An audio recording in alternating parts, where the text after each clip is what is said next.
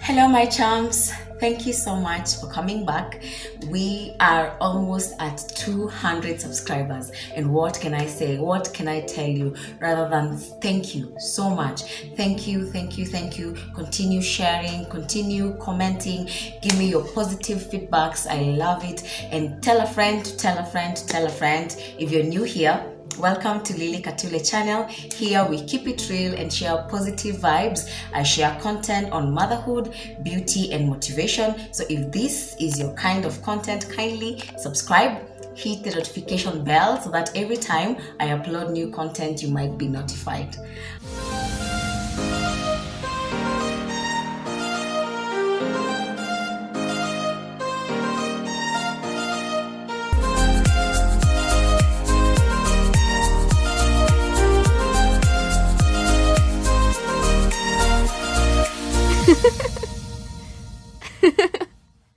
Well, on today's video, no one tells us how we should really behave or how we should take life after high school. Rarely do we get people who talk to us about sex, especially the people we expect should be able to tell us these things. Our parents, those who are close to us, our guardians, our teachers. It's always, or majority is left to peers, friends, maybe distant relatives. Most of the time we discover it by ourselves. So with things like savings, how life after school will be, how campus life will be, so that you have a clue or get ready for this life. Very few people have the opportunity, or rather the information of how they will be after high school when they transition to campus, to colleges, or just life out here in general. And that was the same for me. I didn't know anything about sex apart from it's bad, especially if you're not married. I didn't know about saving. I didn't know I was going to be that broke after leaving high school. The pocket money I was getting was gold. Out here you come and you're like, whoa, you don't even have 10 shillings to buy credit. It is that tough. No one tells you, no one even like really focuses on your strength for them to encourage you on what side you're supposed to go when it comes to career. Everyone is just telling you, oh, this is the in thing, do this. This is the in thing, do this. This is where the money is. This is where people are getting jobs. But yeah, what if I'm not even interested in that thing? And those are the things you get. Most people, they go to campus and second year, third year, they quit because they've already discovered what they are good at. And it's good to get these things very earlier on, as you're starting to avoid even just wasting the resources and wasting of time. And that is the same case for me. I left high school and I was just so bitter. My high school experience was the worst. I mean the worst. If I could be given like $10 million to go back to high school, 10 million is a lot. Okay, let's say 100k to go back to high school even for a day. No, my high school, no, I wouldn't. It is the worst experience of my life. I hated, do I say hated or hate? Part of me still hates my high school. So let me just be real. We say it here, we keep it real. I do hate my high school and everyone who was in it, especially the teachers. So I'm still healing. Give a girl a break. But high school was bad. Story for another day. So I left high school 2010 and I had no clue because the experience was bad. So I just wanted to go out. I didn't know what was waiting for me, but I was ready for it there rather than to remain in high school. So I told my dad, you know what? I am not ready. I am not ready to touch any other book. So please give me a break. Give me a year break so that I can be able to recollect myself, find myself, just live life without worrying about books and exams. Then we will talk about me going to campus. And thinking about it, I didn't take that time actually to find myself. The bitterness I had, the unforgiveness, the impatient me, it got even worse. So that time I just took it to relax and just to be like, okay, I'm not doing any exam, I'm not reading any books, this is my time. Come April, just for my church, I overheard people talking about there'll be some auditions at the Kenya National Theatre. And I was like, I really love acting, and I know my parents know that I'm good at acting. So if I approach them and told them about this, there's like a very high percentage that they will not disagree for me, like to me going to the auditions. So I went home, I told my dad about it, and he was skeptical. He was very skeptical because I think Kenya National Theatre really has that story that it is very famous for how people smoke bang. I don't know how true it is like out here, but that is the story what I heard about Kenya National Theatre. Like people misbehave, people smoke weed and just do drugs in the open. So my dad was like, this is my teen, this is my only girl, am I really ready to let her go? And I really know she is so good at this, but am I ready to let her go? So he inquired and sought for advice from some of his friends, and they were like, yeah, Lily is so good at this, why can't you just let her be, let her just go and try, plus you never know, she might end up on TV, she might end up actually making this a career and all that stuff. And my dad came back and told me, okay, you go and try, and then after that we'll come back and discuss. Come Monday morning, the audition was supposed to be either 11 or in the afternoon. I'm not so sure about the timings, but it was on a Monday. And I was so excited about it because, again, I knew I can act, and I just wanted to do something that I knew that I'm good at. And so I didn't want to be disappointed that I go for this audition and then I still don't make the cut. So I was anxious and I was still excited. Also, again, this was my less than 5th time to go alone to town. So also that was part of what was causing me to be anxious. The fact that all my entire life, this is like the 5th time I'm going to be alone, walking alone in town, going somewhere. What if I get lost? What if I don't remember the stage? What if I don't even come back? Just all those things going around, yeah.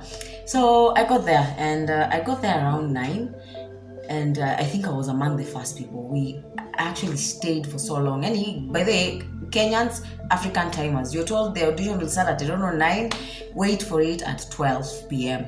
So I was there, mapema, I'm just seated, I'm just anxious, I don't even know what to do. Am I supposed to go here? Where am I supposed to go?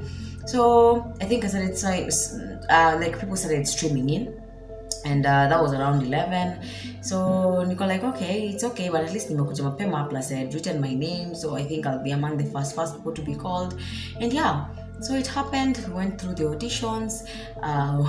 If I can I really remember what parts? I think it was freestyle. I was just told to do anything.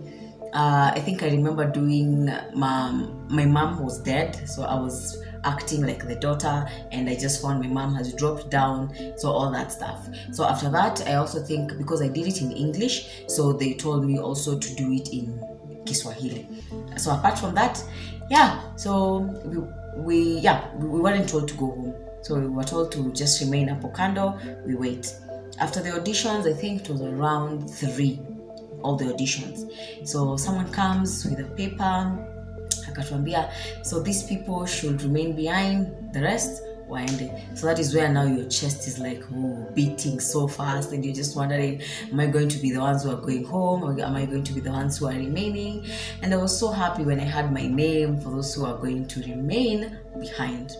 But it was, the list was still going to be cut down. So this was like the first, like a semi-final or something. Yeah, it wasn't like the final thing.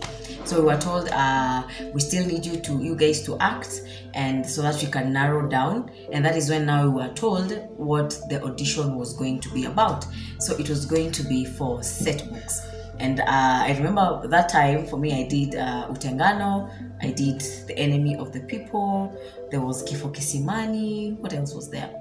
This is Mayai Waziri wa Maradhi. Yeah, so those were the books we were going to be acting. And so now the other group of the other people came in, the ones who are now the pros, the production group that we were auditioning for. So they came now, and they started acting, and then you were given the lines to just shika a paragraph, and then you get in. As they act, you get in. As they act, you get in to do different parts. Hey, so tukabaki. Of course people were chosen, and then now for the roles that we were wanted, I was wanted for Maimuna. So we remained 2 girls, and it's like people couldn't choose who they wanted. I don't know apparently why, but that is how it was. So we were told, the 2 of us, we will remain in the group and audition for the same part. So I went home.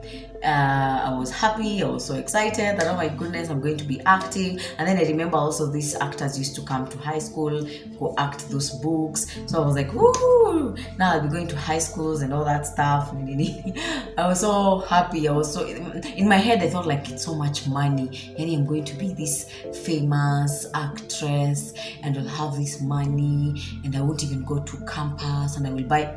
My mind was already running wild.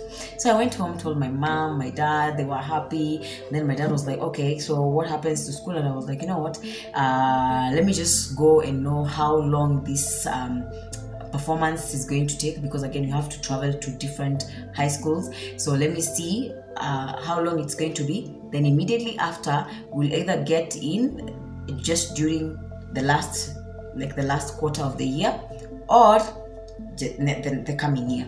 So here I am. I turned 19. In my head, I'm an actress. I will be going to high school. I'm doing what I love. I'm actually, I was the youngest in the group, and I'm like, I have a future ahead. Yeah. So we start going for like rehearsals, sometimes during the day and sometimes overnight. So as I'm just interacting with people, I'm seeing how they're behaving. Girls are just hugging boys, and I'm like, woo, she won't get pregnant. I'm like, yeah, okay, so like people can really hug. All right, so a boy can hug a girl, and it's just okay. Like no one is even telling them, what are you doing? So all those things, I'm just looking at them. I'm like, whoa, hey, okay, maisha huku ni mzuri. So I started seeing when we are changing clothes, boys are just there and people are just changing clothes, and it's kawaida. So I'm like, okay, so this is what we call life, eh? All right. So I start seeing things, and I'm like, whoa, no, nobody really told me it's going to be this fast. Yeah. So every day I learn different things, how people are talking, the conversation, like even after we are done rehearsing, the kind of topics we're discussing, like sex, drug addiction, I don't know, pregnancies, I don't know, lesbianism, like they were just like really intense topic for a 19-year-old who didn't know much. And it started really opening my mind, and I was like, okay, so it is okay for me just to sit here and have a conversation about sex with an opposite sex, and no one would really beat me up, no one would like start shouting at me and telling me nini unadu. So things just started unfolding. And these rehearsals, as you go at night especially, I start seeing how people are behaving. Some people are already couples in the group. Some are already fighting for I don't know who and who. So I'm like, whoa, okay, is it that necessary? And I open up, because I feel like I'm in a place where I'm the only one now who's not doing these things. So I would want to call it peer pressure and also experimenting. So I also started experimenting. And I remember my first experiment was, there was a club at Kenya National Theatre, just the first floor. I don't know I can't remember what it was called, but there was a club, and I still think it's still there. Maybe they have changed management severally, but there's a club at Kenya National Theatre. And that night it was karaoke night. So everyone has ordered, there was this famous drink, black ice. Yes, black ice. So everyone has ordered black ice, some Heineken, and then people are singing and dancing and all that stuff. Hey, I was like, you know what, I can't be left behind. And since I want to sing, because I'm in that moment where I really want to sing, and there's a song, I know of a song I can sing. I can't just wake up and sing. I have to like find a booster for confidence. So I remember calling the waiter, and I ordered black ice, and that was my first drink ever. Sorry, mom. Sorry, dad. But that was my first drink. And just after one bottle, the confidence, the boldness that came with it. I remember I danced so hard. I remember I sang so many songs, and I was just almost going wild. And thinking about it, that was too much wildness for just one bottle of alcohol. When you drink your first bottle of alcohol, you will be tempted to want more. So it became a routine. Every day, every day, every day. As long as I'm in Kenya National Theatre, I would order like a bottle of alcohol. So that is how I started drinking alcohol, really. But before I ordered that black ice, there was this guy. I won't say his name, but there was this guy who took me through life. We all have that person who teaches you what life happens. And for me, this was the guy who taught me everything from alcohol to bang, to cigarettes, to Miraa, to sex. So this guy, I don't want to say he took advantage, because honestly he didn't. He did not. But he also took advantage of me being naive. So he was really good to me. Good in the sense that he brought me and bought me good things so that he can be able to entice me. And I know he knows himself, so wherever you are, I'm not really just painting a bad picture about you. I'm just trying to say what the reality is. So yeah, so there was this guy in the group who really liked me. I'm not sure. Honestly, thinking about it now, I can't say 100% he loved me like he used to say, or he just loved me because I was at that point. But he was really good to me. So let me use the word liked. So he liked me so much, and he catiared me for the longest time possible. I think since audition time to when we started now traveling. And we started traveling probably either July there or end July. So, and I got to audition in August. So no, not August, April. So April, May, June, July. So almost 4 months. For me, looked like it was hard work, but now it's like, and he only tried 4 months to act hard to get.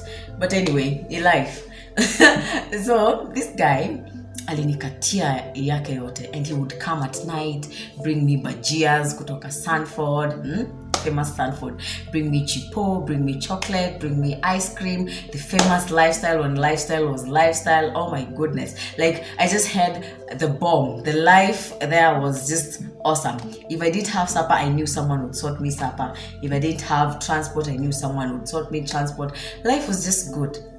So this was the guy who now started telling me, oh, you know me, I take Heineken, and so if I take Heineken, yeah, like you can try, it's a very good brand, I like it because of so and so and so and so. So for me, I tried it one time, and because that was the only alcohol that this guy said was classy and famous, yeah, so I stuck to either Heineken or black ice every time that I took alcohol.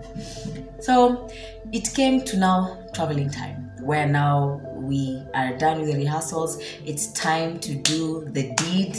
We go to different high schools and perform.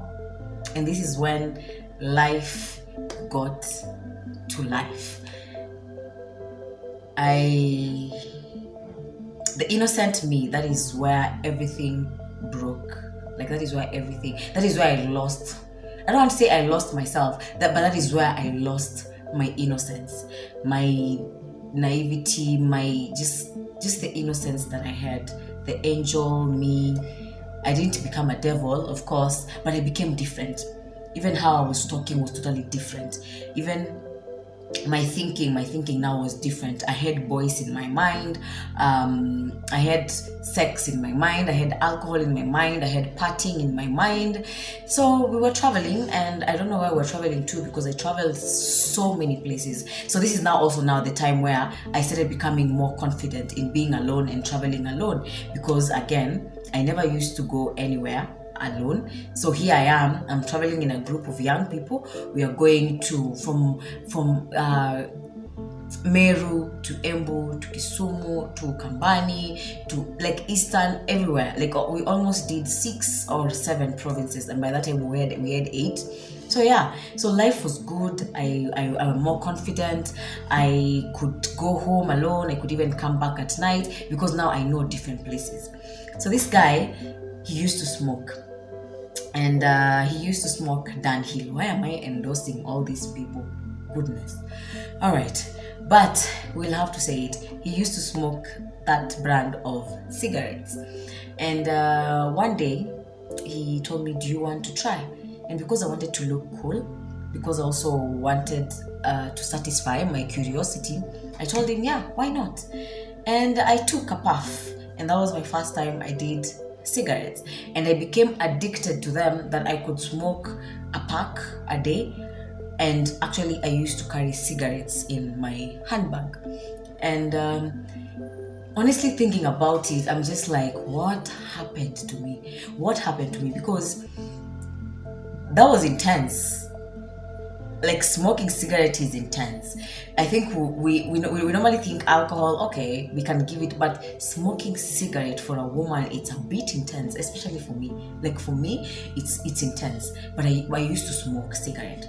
One day we went to Miraa, and he bought Miraa, and he bought a pack for me, and I was like, yes, why not?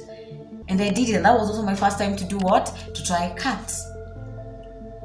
And I lost my voice when I was going to stage. So I don't know, someone tell me how Miraa and voice happens, because there was no voice when I went to stage. Imagine I had to perform when I was whispering.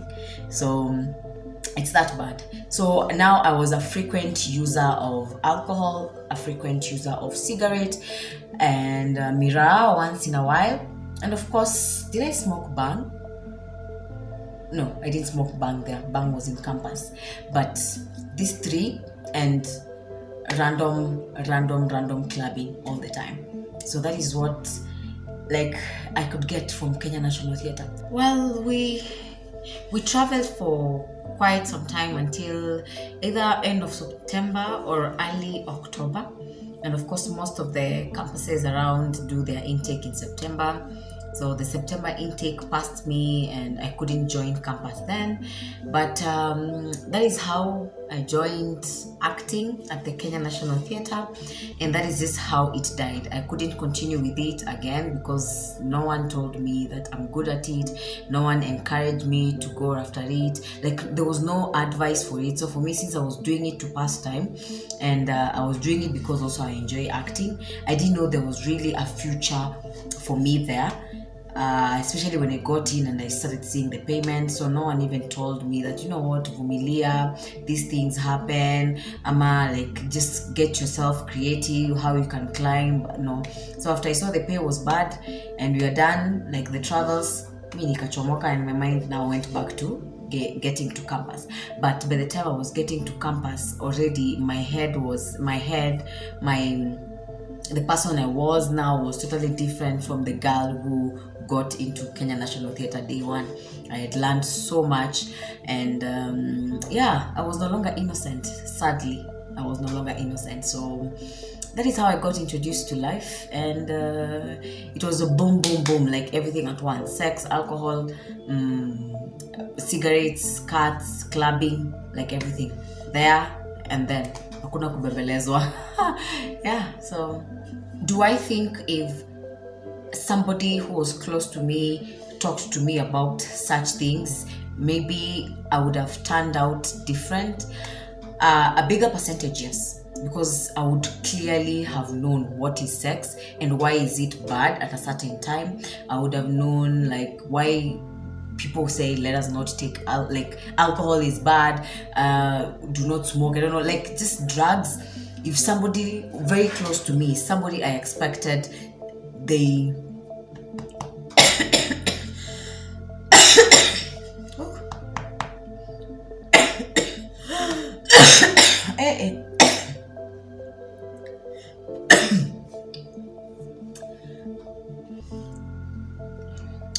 had it been different, if someone very close to me or someone I valued their opinion would have talked to me about this, a bigger percentage, yes, because I didn't know I didn't know why I was being told sex is bad. In fact, no one told me sex is bad. It was like I was expected to know automatically you're not supposed to have sex, all right? Because of maybe their upbringing, because of going to church, but no one ever sat me down and talked to me about sex education. No one sat me down and told me why we normally say, by the way, don't take drugs. What will they do? It's just drugs are bad, they'll make you like, no one really sat me down and talked to me about these things, and no one talked to me about boys.